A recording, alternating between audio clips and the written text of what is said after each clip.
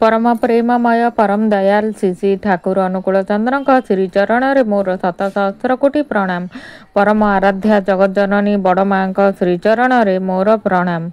परम पूज्यपाद बड़दा श्रीचरण मोर प्रणाम। पूज्यपाद आचार्य देवों श्रीचरण मोर प्रणाम।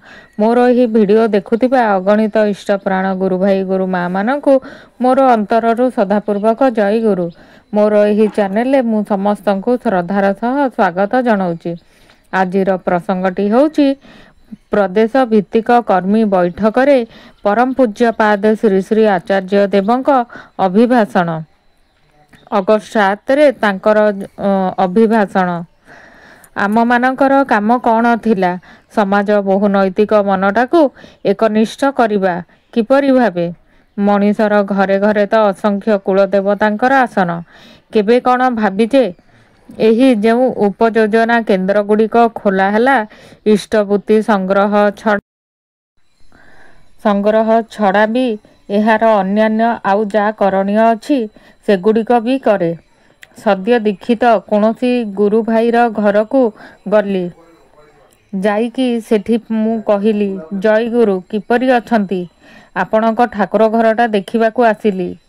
ये कौन ठाकुर घर नाही काहींकी? अच्छा आगे अंततः ठाकुरंक आसन टिकक बसान्तु तो।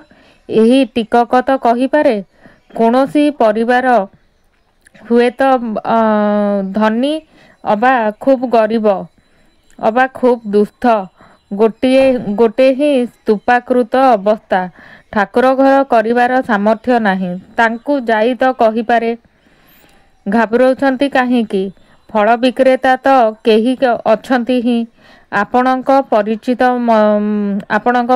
मानक मध्यरे। कार्टून बाक्स गुड़िक जोगाड़ करि नियंतु तांको ठारू।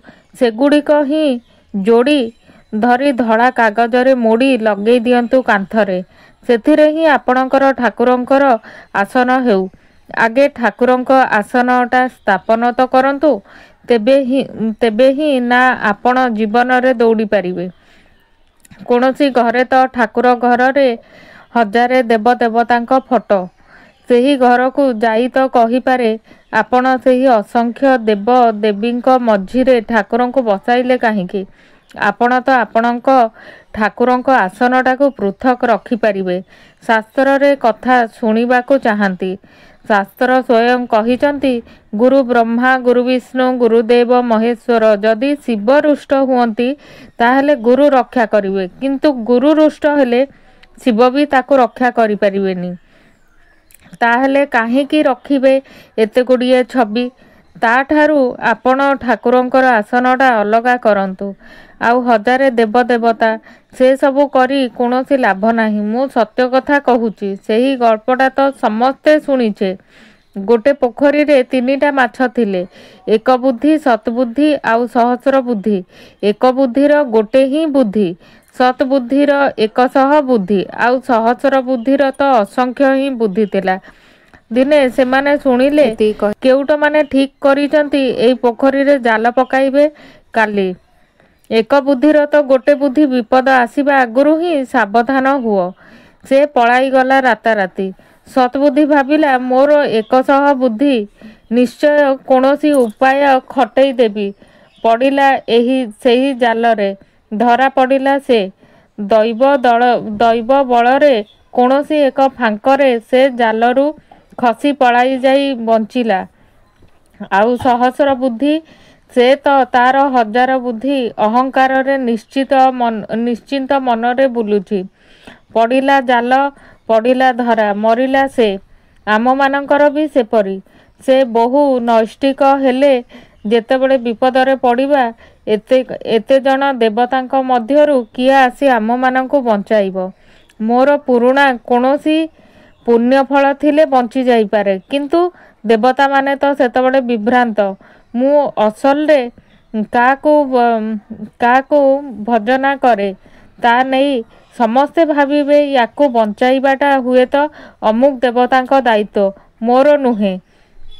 मु रहे देवघरे। एठारे बाबाधाम रे द्वादश ज्योतिर्लिंगर जड़े विराजित।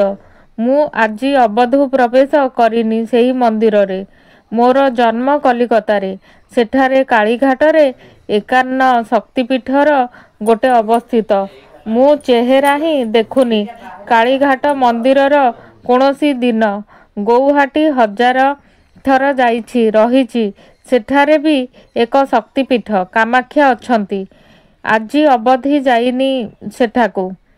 କେବଳ ଥରେ ପୁରୀ ରଥ ସମୟରେ ଯେତେବେଳେ ରାତି 12ଟା ଗୋଟେ ପାଖାପାଖି ଗାଡ଼ି ଚଲେଇ ଯାଉଛି ମାଙ୍କୁ ନେଇକି, ମଝି ରାସ୍ତାରେ ଦେଖେ ଜଗନ୍ନାଥଙ୍କ ରଥ ଠିଆ ହୋଇଛି।